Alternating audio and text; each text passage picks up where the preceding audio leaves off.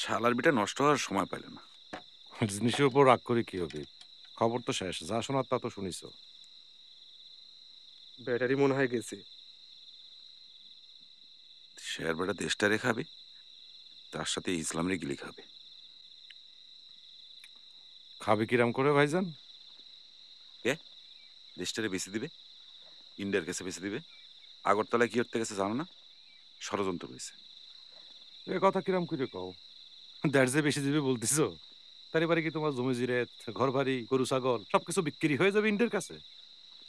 আর ইসলাম খাবি কইলে তাহলে এবারে কি তোমার নামাজ রোজা হজ জাকাত সব বন্ধ হয়ে যাবে না? পৃথিবীতে আল্লাহর একটা দেশ পাইছিলাম আমরা, জিন্নার উসিলায়। তোমার জমি জিরেত ঘর বাড়ি বাড়িছে?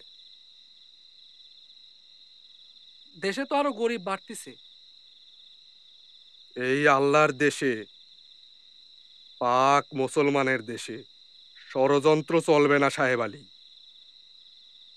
তাম দেশের লোকজন যখন শাকের পিছনে আছে, শাকের জেল থেকে বার করিয়ে আনিছে, তারা তো আটকায় রাখতে পারিনি।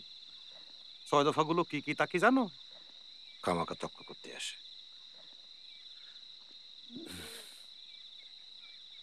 ছয় দফা ইবলিসই বানাই দিছে। মনে রাখবি, हर কারবালা ইসলাম জিন্দা হতা है।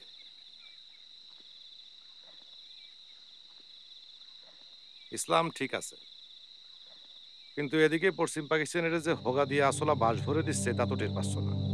খবরদার!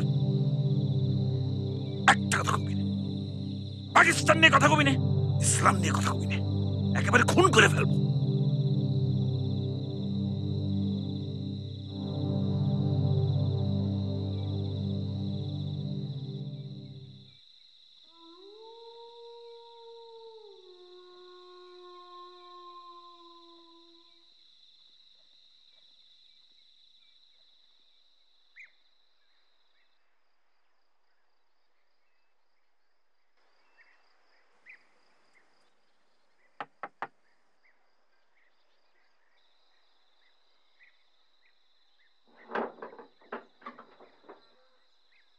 ভাত দাও।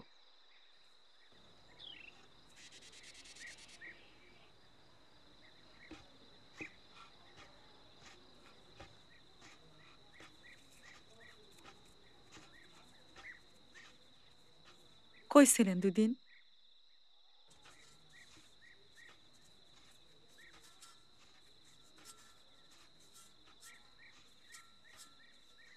আপনি কি রাজাকারে? বাঁচাতে হবে, পাকিস্তান বাঁচাতে হবে।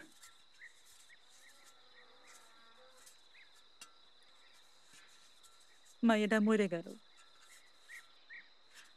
ডাক্তার নাই, হাসপাতাল নাই, পাকিস্তান আমাদের কি দেশে? ডাক্তার কবিরাজ দিয়ে কি হবে? হাতে মারে ওলা উঠাই নিয়ে গেছে। ফাতেমারে কলেরায় খাইছে, সবর ভাইজান কইছে। বুবুর মাইয়াটা শিউলি ফাতেমার মতো মরে গেল। বুবুর দুইটা আর আমার ফাতিমা। পাকিস্তান তো আমাকে বাঁচাতে পারলো না। মুয়ে মুয়ে তর্ক করিস, কলা টিপ্পা মাইরা ফেলাম আমাকে। শোনেন, শোনেন, শোনেন, যায় না, শোনেন।